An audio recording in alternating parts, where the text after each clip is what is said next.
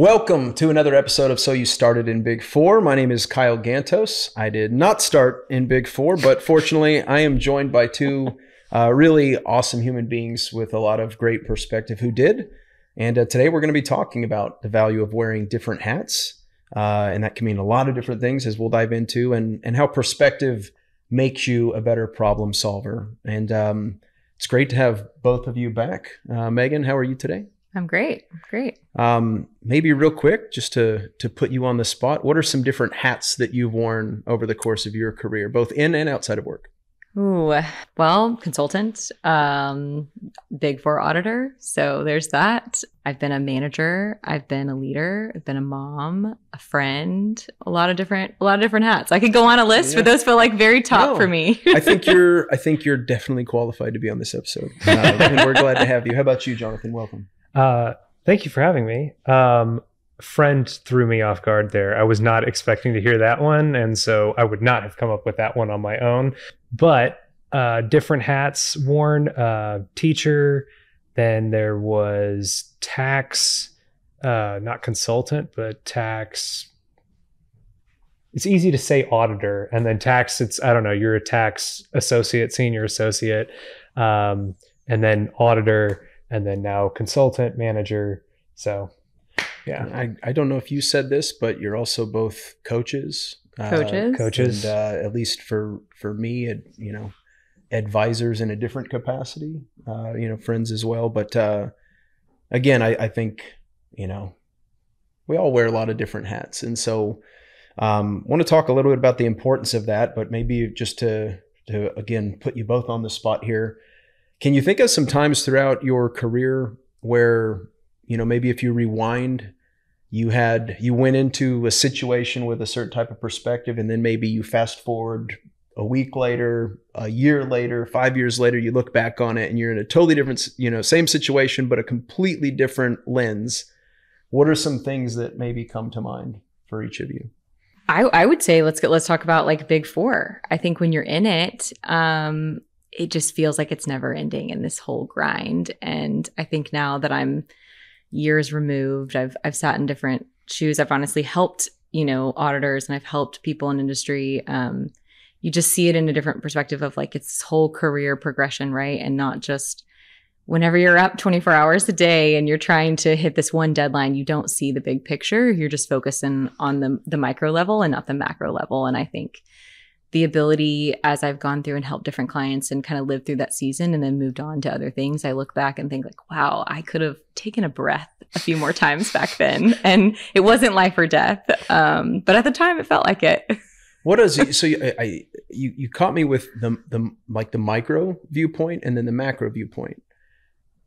Can you give me a situation from audit, like a day-to-day, some type of scenario that you might have found yourself in? Sure. Micro, like you have an audit filing tomorrow and, this work paper has to be absolutely perfect. It's got to be color coded the right way in the right font, which just sounds so silly, but everything has to be right? Because your manager's going to review it. And at the end of the day, if the financial statements are not materially misstated, everything's really going to be okay and it's still going to file and the client's going to get their audit report. And that's the more macro level, right? Is understanding that you did all the hard work leading up to this and these are just dotting the I's, crossing the T's. But when you go back to you as the auditor, what's going through your mind when you're in that situation? It's just like, don't mess up. Is it, I got to get this done, and like just feeling the anxiety of deadlines? Yes, anxiety of deadlines. I think the feeling that honestly, if you don't get this done, it's all going to collapse, which is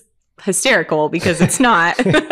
Like I wasn't that important, but I felt that important back then, right? There's just this level of pressure that with deadlines and audit reports and SEC and all those things that come with it, you just feel this pressure that everything you do is very important, which it is, but taking a step back and saying, hey, actually, this is going to get done. Do your best work to the best of your ability. And ultimately the audit report will go out. Now, and either of you on this. So I'm just going to maybe rotate over to another lens, which would be maybe your manager. Yeah. At the time, right? Both of you have since been in role, that exact role or something very, very similar. In that same situation, what maybe did you come to, or what are you thinking then wearing a different hat in the same situation?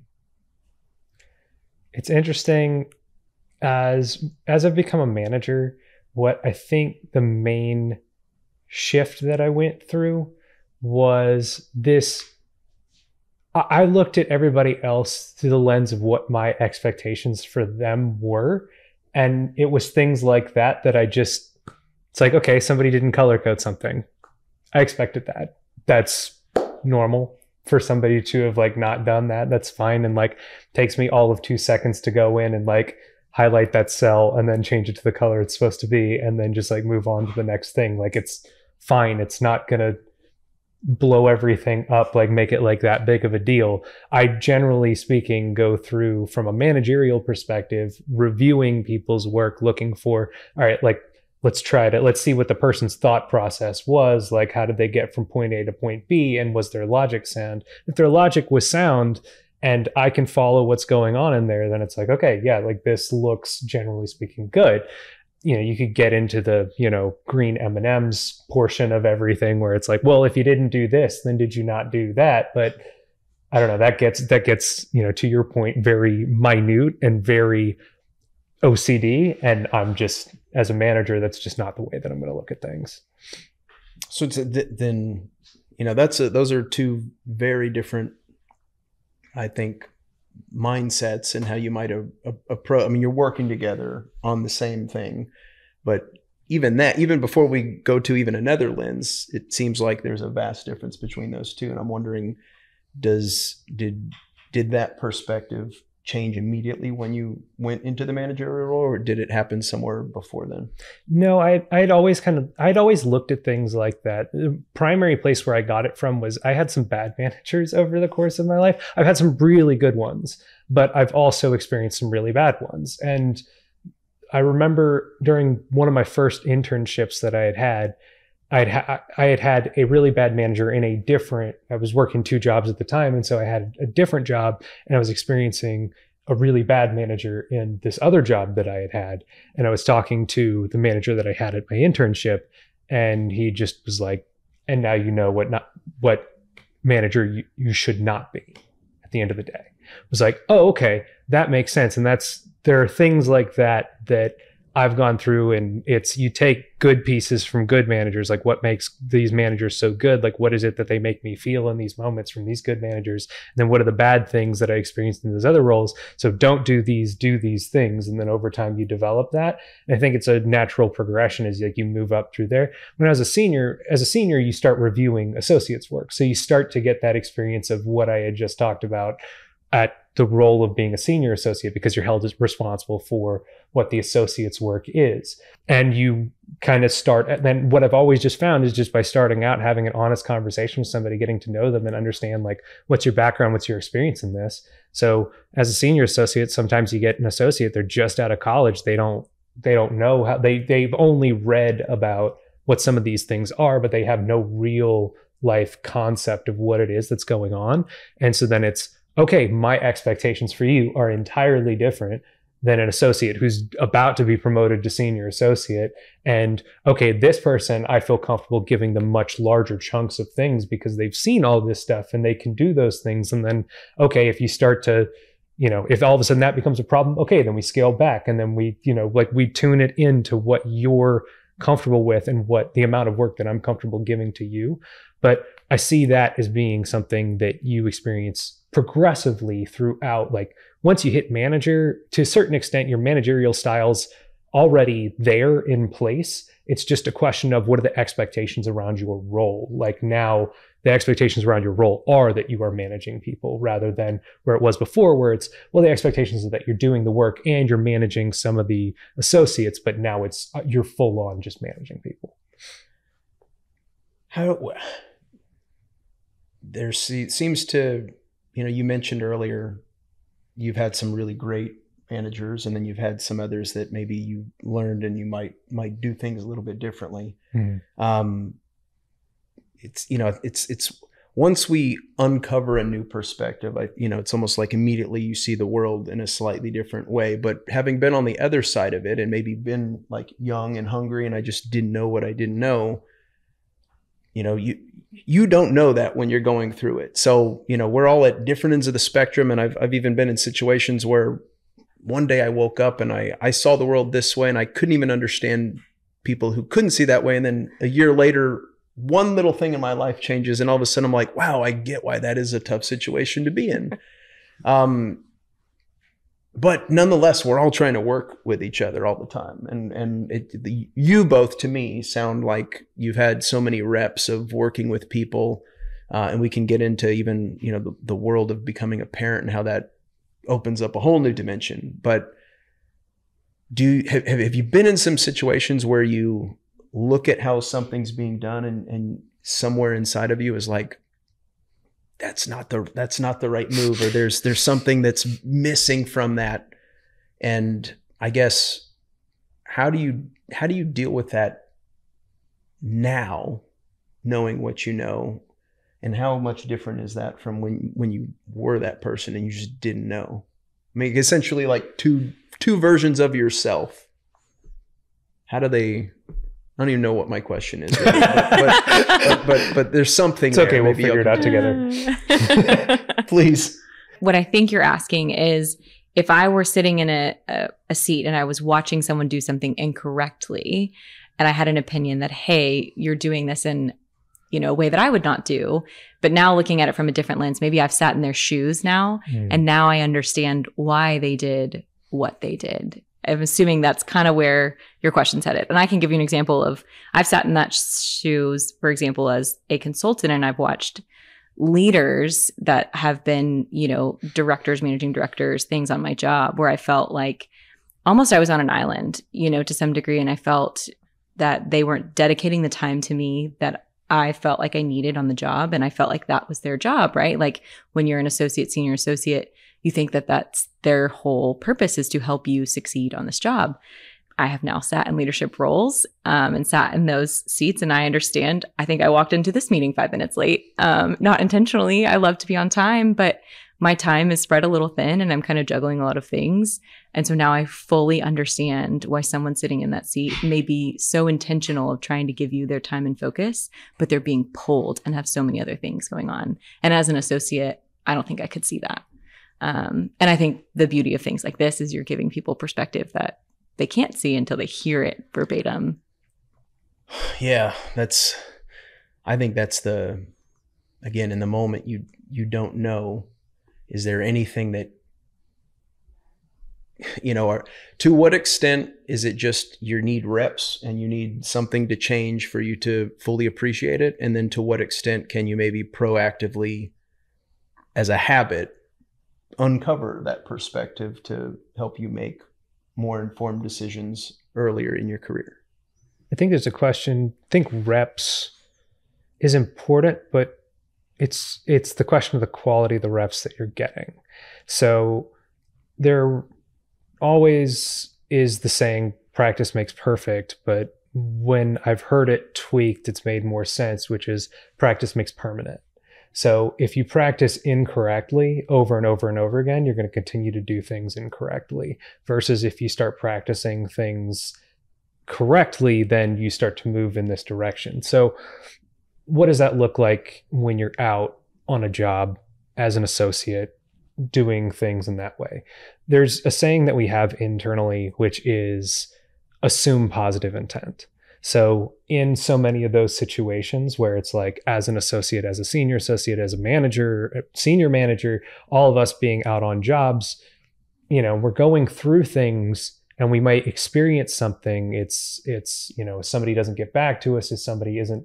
So if we don't get something that it is that we need out of a situation, then the question is, okay, how do I communicate to this person that this is maybe of high importance, that things need to shift around, or how do I be respectful of this person's time?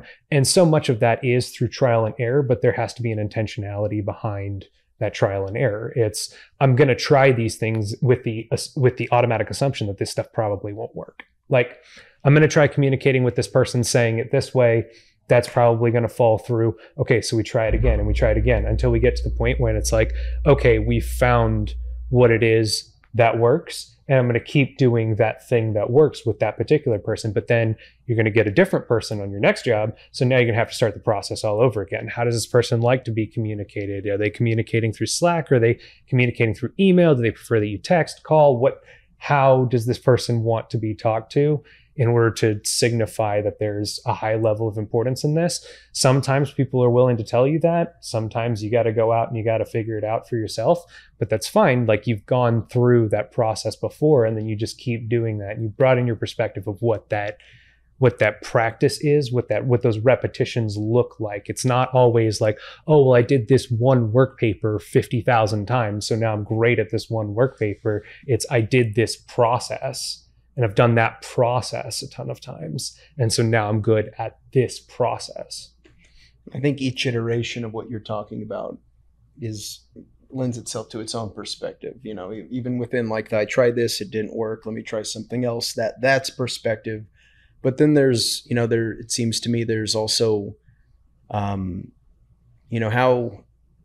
if you are an associate or a senior, and, you're looking back now as, a director, a market leader, right? Is there anything that associate or senior could do to think, ask questions, do somehow, some way, uncover some of that macro stuff, when it's probably less likely to happen just for all the dynamics we talked about earlier? But is there anything that could be done to graduate to that macro point of view faster? Yeah, I think it's a simple, like, asking the question, why? What are you doing? Why are you doing it? And getting to that overwhelming answer, right? And thinking past just the immediate, I'm doing this because I'm supposed to. It's like, okay, well, why? Is there a report that's going out? Are we meeting a KPI? Like, what is the end result, which can give you, again, that broader view. So in the kids version of, I've got a 4-year-old, it's the constant question, like, why? Well, why? So they want to get to the root. Like, you've got to keep going until you understand, like, what is the ultimate objective that I'm trying to get? And then that's how you can focus your lens on, like, okay, if that's the real objective, how do I do the current task at hand? How does that fit in? I'm curious, what have you learned from your teaching lessons with your 4-year-old? Like, have you learned anything that can you tell where they want to go? And based on previous iterations of that why, this is what they were finally satisfied with. Has that taught you anything on how you can offer that information sooner in the process to get them there? Sometimes it's just the question. But there are times where my daughter's trying to really just understand, right, the process. And so the first thing you may answer is because, I don't know, you can't have that for dinner. Well, why? Because it's not time. Well, why? And then I'm like, because your tummy will hurt. Oh, okay, that's more logical. Like, if you just say no, it's like, well, that's not a good enough excuse. So you got to give them something else. And they're like, oh yeah, I really don't want that to happen. So to be fair, I've changed my communication style with her, where normally I try to give her context and help her to understand, instead of just saying, no, it's not the right time. I try to give her something that she's going to comprehend and say, oh yeah, I don't want that to happen. When you go into the office and you're working with your team or with clients, is it almost do you see things almost the exact same way, even though it's just a different size human being? Yeah, for sure. I mean, I think it goes back right to, like, expectations. I try to put myself in that person's shoes. Like, what do they need to know from me to be successful in this moment?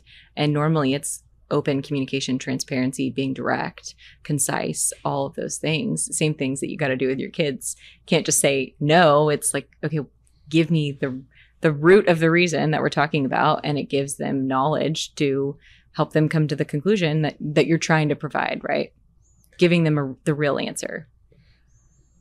What are the ingredients required if you're sitting on both sides of that? You're asking why because you're wanting to understand something, and then maybe you have wisdom and you're trying to communicate that to the other person. What are the ingredients that are required from both of you in order to make that a more successful outcome? In other words, a better manager-employee experience versus, what are maybe some of the things that prevent that from happening? I'm happy to say, which we're talking about it now, but a little bit of perspective, like opening up your mind and trying to see it from a different point of view. If I'm the one asking why, right? It's like being open to whatever advice that person's about to give you or whatever answer it may be is just kind of opening your thought process, your mindset, and being open to what's being processed. I think from a managerial point of view is when somebody comes to me with a question, it's generally speaking that they're seeking some sort of knowledge. And then that brings me over to with what my experience was as a teacher or learning how to teach, and this concept of the way teaching works its best is when somebody discovers something for themselves. So there's this component to everything that's understanding to a certain extent to be forgiving on yourself when you don't think of all the 50 million things and give them all the 50 million things to start off with, but understanding like, here's what the key important parts are. There you go. Now, what questions do you have? And of course, they're going to come back to you with questions because they're going to try to solve this problem in a way that makes sense to them, and following them down that path of, okay, well, these are the different bits of context that you need to know in order for you to do your job well, and understanding that just because I come at things and I think about things in one particular way, which I generally like to give people a disclaimer before I tell them, here's how I typically learn things, so here's how I explain them.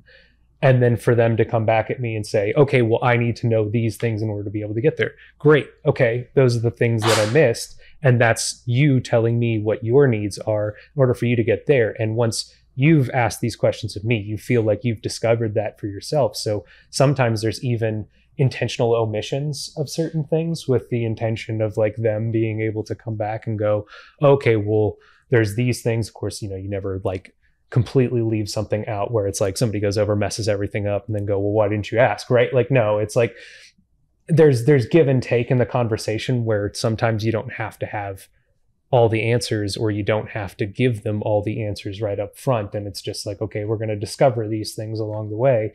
And then they feel a sense of accomplishment and they grow as a person, like during that, whether it's figuring things out about themselves or learning things about this particular situation. Now they have a brand new perspective on whatever it is that you're doing.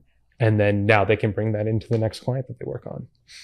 I think, I'm thinking back to early in my career, very much like you said, where it's just like, I have a job to do. I want to get it done so that I can feel good and prove to everybody I can get the job done. Right. And then maybe your role evolves. And then now, you're talking about looking at it, both of you, through the lens of like, how can I figure out what this person needs to be successful? And then either remove those barriers or give them some structured guidance, whatever, to get to the next best version of themselves. That's all happening at the office, right? In a professional environment. I've got a question for both of you.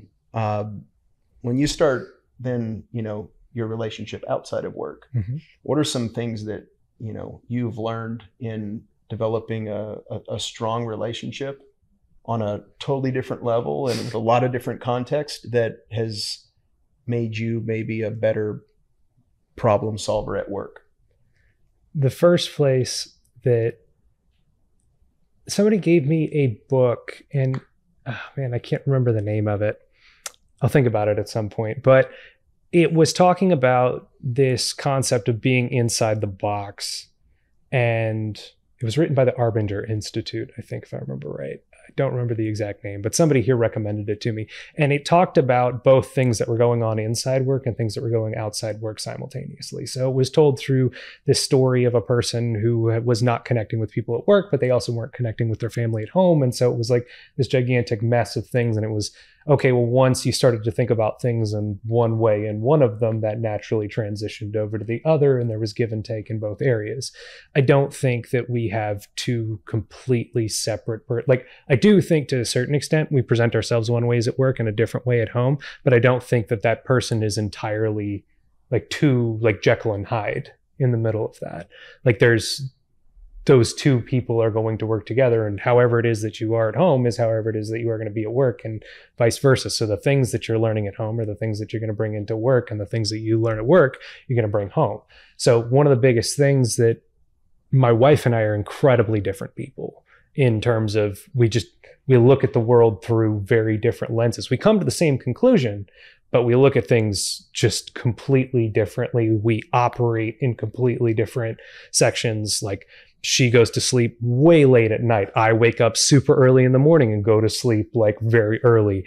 And she's very kind of like, she thrives in chaos. Like, she just gravitates towards chaotic situations and wants like the most difficult, like everything's all over the place. And I want very rigid structure and things to be very organized. And so we just operate in completely different spheres.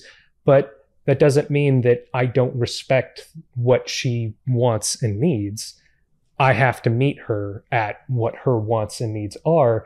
And in reverse, I have to receive what my wants and needs are as well. So we both have a give and take in the middle of there. That's not, well, it's not like you can put exact numbers on it and go, I get 50%, you get 50%, or anything along those lines. It's just, hey, this is where I'm needing something. And then she's coming in providing that, me communicating those needs to her. But then in the opposite, me being expected to go through and meet where her wants and needs are in there too. So you bring that into work, and it's understanding that there's another human being on the other side of that. And I may not understand all the complexities that make that person the way that person is, but that's okay. I respect the fact that you are an entirely different person and that you think about things entirely different from me.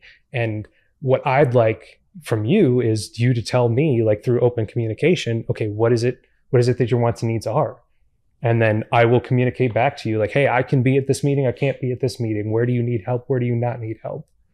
And then we're both kind of communicating back and forth to create a team in the middle of there that's not like, okay, like the typical hierarchical structure of like, I'm a manager, I give work to you down over here, and then you go through and you do the work. It's no, we're working together towards a common goal. And that works way better for me than just, oh, hey, I'm just going to delegate everything down to you, and then I'm just going to kind of sit here and not do anything.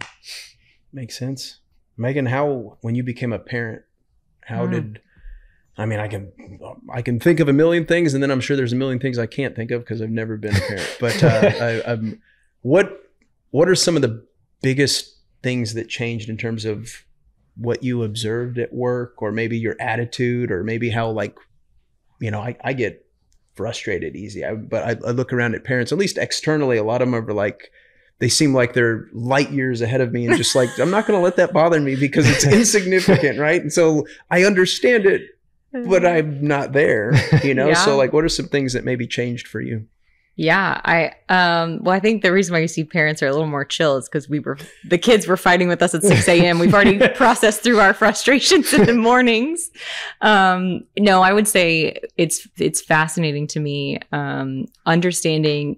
I felt like you were leading us to the conversation earlier about, like, I knew Jonathan was going to talk about marriage because that's just the basis. Relationships, like understanding people, gives you such perspective. But for me, understanding toddlers, which is like a whole nother thing, right? With emotional regulation, that's really the toddler zone where I am with my oldest daughter, is regulating her emotions, which is a full-time job sometimes, because they're still figuring out anger, sadness, happy, joy, screaming, like for happy or sad reasons, all those things, and like trying to get them to contain those emotions in a way and process them, and honestly talk to her about how, like, being sad's okay. Like, feelings are good. You just have to learn how to use them in a way that is productive to you and moving through your day.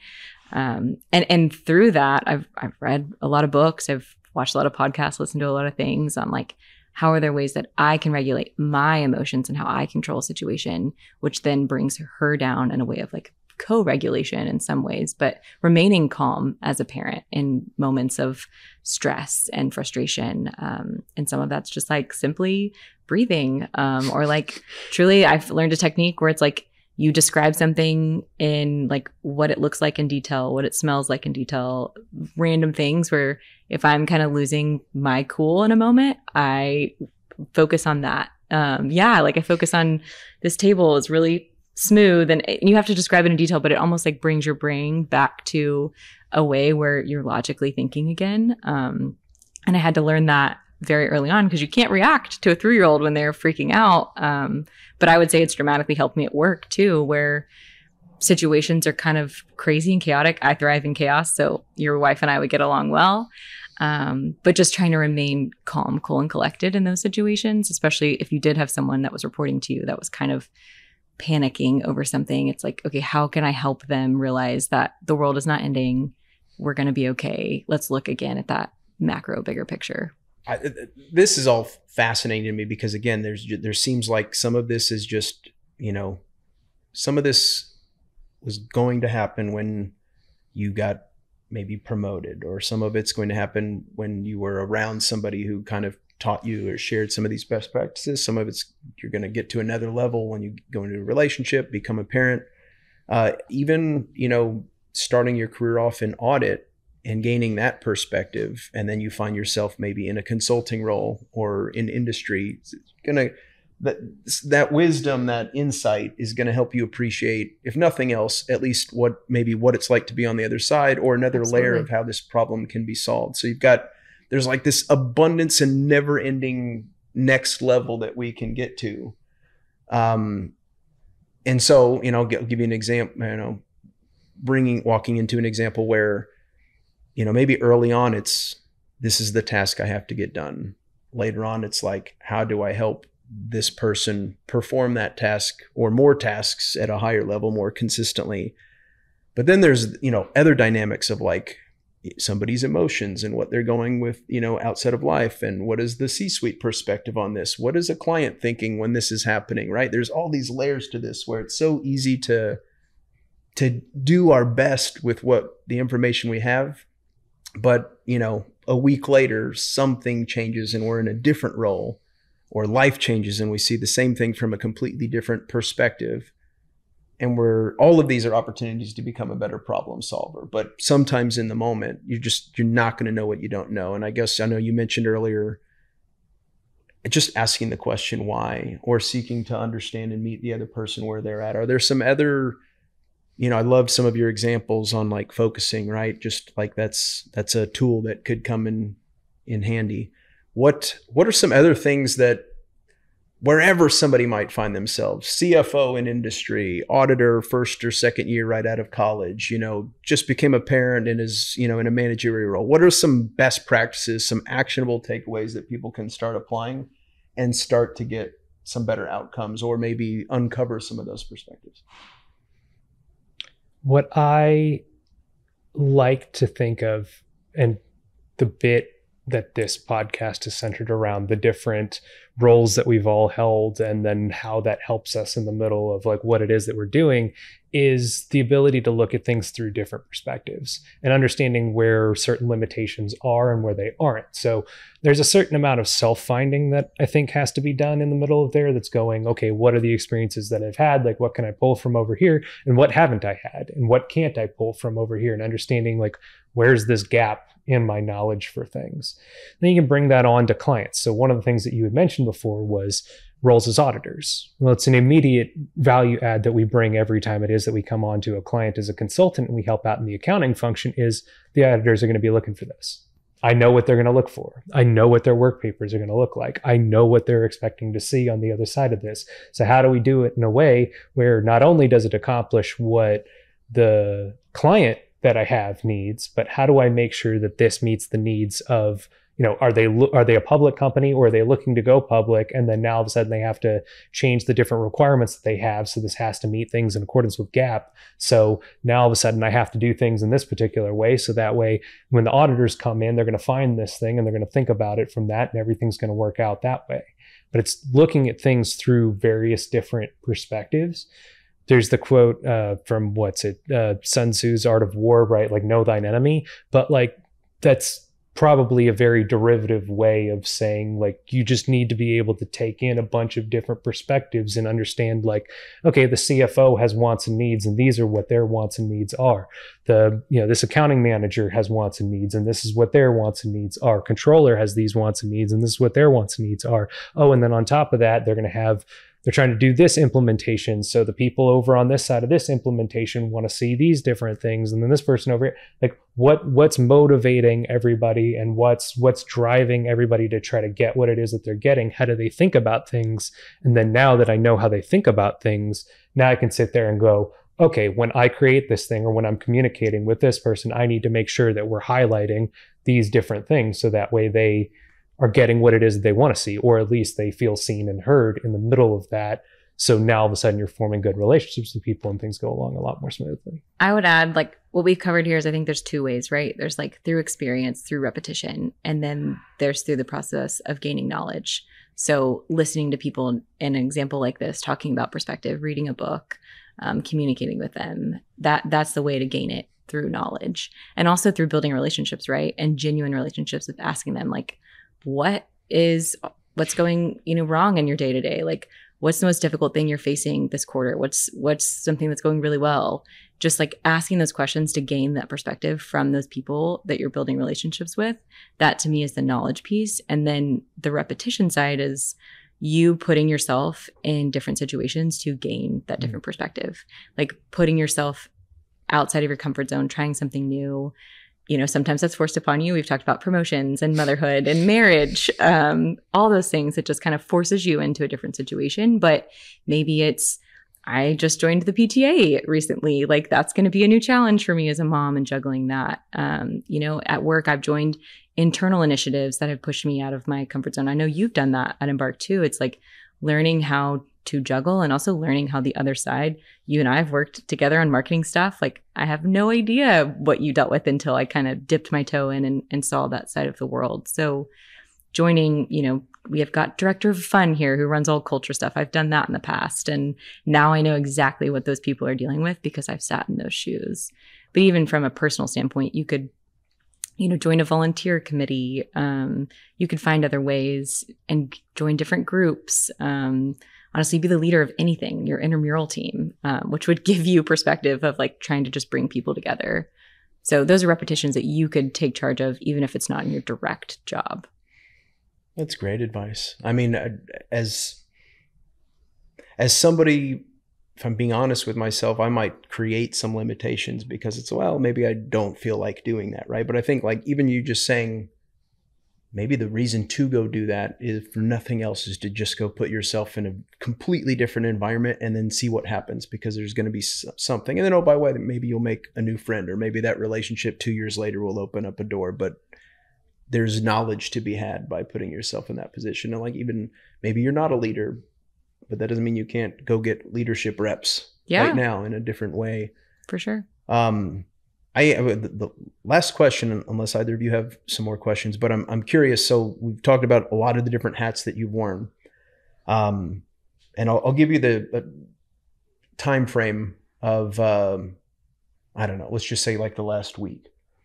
Is there something that you can think of that you're comfortable sharing that is maybe a situation that you encountered? And then I would be curious to know, at some point in the past, how would you have approached that? And then how did you approach it now? Just so that our listeners can appreciate problem solving using this perspective, times a few others. You got to give me a minute to think about it. So the last week. I've been the same. Okay. A month, a client challenge, which I'm sure happened. Team. Mine's probably not going to be specific to work. A lot of what I think I've talked about on this, and I've probably talked about it in like previous podcasts, is a knowledge of self, which had to happen. And that happened like my late 20s. Like, it just learning things about who am I, like what are the things that I like and what are the things that I do that I don't like what are like doing an actual sitting down with a journal and being like, what is it that we want to be? What is it that we want to do? And like, how are we going to be able to get there? That didn't happen until like late 20s. And like early 20s, it was just like, okay, I'm just kind of like going through and people tell me I got to go do this thing. So I go do the thing. And then it's like, okay, but is that in line with what your wants, goals, like needs are as a human, generally speaking? And then also you can apply this to career stuff as well. Like, is this going to be able to get you to where it is that you eventually want to end up going? So what I know I've experienced is there's just been a lot of things that have been happening in, I'll say, the past month. It's probably been longer than that are just, it's unexpected stuff that just comes up in life and it just hits you. And it's like, now I got to go deal with this thing that's going on. Yesterday, it was, I looked down at my tires on the front of my car and I'm like, they're bald. Okay, now I got to go and I got to take my car in and I got to be able to do this stuff. Past me, that probably would have been a freak out moment of just like, what am I going to do? Anxiously calling up like a bunch of different things, like trying to figure like how, like this is the center of my universe right now. And I need to solve this thing that's going on right now. And it did occupy quite a bit of my brain space, but I did go through and there were other things that I was doing at the time. And a big question that I was asking myself in the moment was like, okay, well, what can you do about it like right now? And it was like, you can't, all I could do was call up to, the auto shop and just be like, hey, I think the tires on my car are bald. And they're like, okay, yeah, take it in tomorrow morning.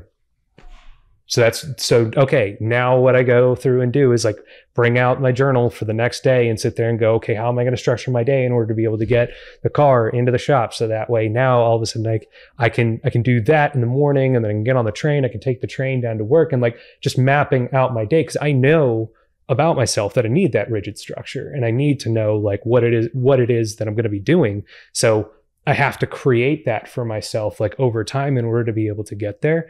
So past me probably would have looked at things in this very just unstructured, like just reacting to everything kind of way versus now it's just like take a step back, survey the space that exists and then go, okay, let's try to figure this thing out. Like it's a problem. I get it, but we're going to try to figure it out. And once we figured it out, like it's going to be fine, but we just gotta get there. So past you, present you, both end up in the same place. You fix your tires, right? But past you is like manufacturing stress and anxiety and letting it consume all this energy that isn't necessarily being funneled towards the solution. Yeah. But then to your point, knowing yourself a little bit better over time, that was a problem you were presented with and it's like you solved it more efficiently, managed your energy. And then I imagine there's that unlocked opportunities for you to also get other things done that maybe made you feel good about yourself. Yeah. And this isn't unusual. Like we've seen it in so many different situations. I think we just don't look at it through the same lens. For example, like breaking up with like your first, girlfriend, boyfriend, like when you're, a kid, like it's devastating because that was your entire world, like was invested into this thing. Like messing up on a work paper early on in your career, it's like, oh my God, that was my entire world that was going on right there. And I just destroyed all, like it's so minute, so early on in your career. And then when you get all these different experiences through length of time, and it's like, oh, okay, well, some of it's like this. And, some of these experiences are intentional, some of them aren't, but through length of time, all of a sudden you're grabbing from a bunch of different places and you go, oh, well, that thing that I was looking at that I thought was so important, that was just like a small piece of a much, much greater whole. And okay, yeah, we messed that thing up and then we had to learn from that. And we had to come back from that thing over here, but then we did a good job over here. And like, how do I manage all these different things? And it's just like, eventually over time, you just get to this perspective bit that's like, okay, yeah, this thing, if my entire world is my tires on my car, then yeah, it's going to be incredibly anxiety inducing, but my entire world is not the tires on my car. So now let's look at it from a broader lens. It is pretty cool when you like, maybe when you're not as enlightened, but in the moment you're like, oh, my world is over. This week, this month is just not going well. It's horrible. It's like a movie closing with like a dark ending, but then the next day the sun comes up. Hey, yeah. Oh wow, another chance, another opportunity. I guess maybe everything was going to be okay. I'm curious to hear your answer. I came up with a good one as you did buy me some time. I appreciate it. I've got a good one. Mine's around feedback. So we just did 360 feedback, and I can remember previous jobs. I think we called them snapshots back in the day. I hated getting feedback. I would send it to the minimum amount of people possible. I dreaded it. I think it's the perfectionist in me a little bit of like, I didn't want to get anything negative, right? Like in the beginning of your career, anything negative means you're doing a bad job. And quite frankly, I think most of us thought we were going to get fired if we had any kind of, negativity coming out. This time with feedback, I was honestly shocked at how much in another way, but I picked as many reviewers as possible, and I couldn't wait to see what weaknesses they put down for me of like, where do I need to improve? Like, what are the things that my teammates are seeing where I have to grow? And it's just like a wild experience looking back to the beginning of thinking, feedback back then and how much I dreaded it, to now I was actually really looking forward to hearing where I could become a better leader, a better coach, a better mentor, where I could improve in my professional life. And it was just like a really cool experience to see that. If I'm make myself a little bit vulnerable here, I would say that I have not graduated to that yet, right? There's still a part of me that's like, I view it and I'm like, dang it, I let somebody down, right? Or it's like, oh, won't be perceived as good, right? Yeah. Hearing you talk through that, I can't argue against any of the logic, because the way you present it is like, those all are great opportunities. That isn't actually a bad thing. That's a chance for growth. So the same situation, but even just hearing you talk through it, right? It's like, wow, maybe I'm being a little bit hard on myself. So, maybe that's another thing, is just seeking out some people that you can talk to, or, even a conversation with a friend. I know I've shared stuff with you before, and like even just being around you for that 30 seconds right there was like, oh, I just absorbed something that at least will challenge the way I'm thinking and maybe help me appreciate that there's a completely different context for the exact same situation, and how I choose to approach it can create opportunities or create anxiety. Yep. I think we put so much pressure on ourselves too, of like being so perfect, right? Instead of realizing that we're all evolving human beings. And so just because someone tells you, hey, there's an improvement point that we want to talk about over the last quarter, doesn't mean you're bad at communication, but maybe over the last quarter, you've been busy with things outside of life, or my schedule's been crazy and my communication has been really lacking. And so someone just pointing that out of like, hey, this is something I've noticed. And it's like, oh shoot, I'm actually really good at that, but I must have been dropping the ball over the last couple months. I need to refocus and figure out how I can improve in that one spot. That doesn't make us, bad human beings or bad at our job. It's just an area where we can improve, and we can't be perfect in every area of our life as much as we try. It was a fresh perspective, honestly, that I was shocked in myself this last round. Well, I love it. It makes me feel good actually to hear it. Like I can feel good. I'm like, wow, I could actually feel good talking about that. There is one other area that I just, before I forget, I think as we have these experiences and as we gain these perspectives, there's one other area where maybe like our creative problem solving, like because we're able to look at the same thing through those different lenses, or maybe, because I did this before I'm doing this, right? So maybe my colleagues and I are all doing the same job today, but because my path to this point was a little bit different than theirs, and theirs different than mine, I might propose a different solution to the table and vice versa. So I'm wondering if have you noticed any additional output or from just, from that standpoint? Some of my favorite people to work with are people who don't have college degrees, or like don't have a traditional path into like what it is that we do. And a lot of the people that I work around, like a lot of the people in the BT section of things, like if you just go up to some of those guys and just ask them like, hey, name all the jobs that you did before. And it'll be so wild, the different jobs that everybody's had in their past. And it's just all over the place. And a big part of that is those people typically have had to find a way to make things work in order to be able to get their job to the place that it is today.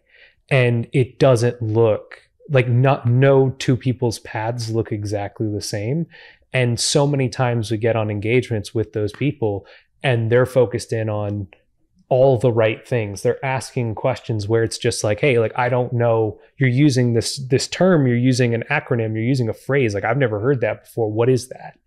And then it's like, okay, great. Because I didn't know that either. But then all of a sudden, you're supposed to know, or you feel like you're supposed to know that. So then you're too afraid to ask that question. And then it's just like, sometimes it's just somebody just coming in and just being like, yeah, I'll just play dumb. Like, what is that? I don't know what that thing is. Or, and then, but as soon as you open that up and you admit that, then all of a sudden it opens up spots for you to be like, okay, now all of a sudden we can have an honest conversation about like what it is that's supposed to be going on here. And then we can actually fix the problem that we're trying to fix. A lot of times, like doing those things that you feel like make you look bad are the things that actually make you look good, because that means that you're actually trying to solve what's going on at the end of the day, rather than sitting there and trying to just be like, put up this veneer that is like, oh, I look a particular way, I talk a particular way, I'm saying this, but actually what I'm saying is absolute nothing like in the middle of this. So I don't know. It's I think people bringing in those perspectives and understanding like what you want at the end of the day is to get this job done, and what I want is to do that job for you. So how do we do that? I just find a lot of times people with like varied backgrounds, like that's always what it is that they come down to at the end of the day, is like, I'm trying to do a good job for you. Like, how do I do a good job for you? Yeah, I would totally reiterate that. And also say, like, the cool thing I like about being in consulting is people from so many different practice lines. BT, I'm a FAS background. Someone's been recently teaching me how I need to be utilizing ChatGPT. And so it's just, I'm learning all kinds of new things, but it's like hearing from people that are way more involved in technology than I am. I don't know, you learn new tools, and it's fascinating just kind of leaning into those different perspectives. And I think on the flip side of that, I think it's possible to be very successful doing things a certain way within a specific function or industry or whatever, right? But there does come a point in time, the day when you stop getting new information or stop seeking the new technology, or heck, even the value of saying I'm a master, or perceived that way anyway, at doing this in this space. What if I went and spent a week with people who do something completely different, right? And the thing that comes to my mind is I remember being in California and then going to a sushi place, and they had like the conveyor belt, and I'm like, okay, these are two simple things: sushi and then the airport luggage carousel. And all somebody did was like somehow pair those two things together. And it's like, it's genius. I love it. Like, it's genius, right? But if the restaurateur doesn't, travel and take that idea, or however it happened, right? It's not rocket science, but mixing those two things together unlocked a new opportunity, and then customers enjoyed it. And then now that model is getting repeated in different places. So I think, and you've made me think of this a few times throughout today's conversation, but, we're all surrounded with these opportunities, but only to the extent with which we may be open to hearing those different perspectives, and an opportunity may be right in front of us. So I appreciate both of your perspectives today. I learned some things that I'll be practicing, and I hope our audience did as well. But Megan, Jonathan, thanks so much for your time and insights as always, and look forward to doing it again soon. Yeah, thank you. Thank you.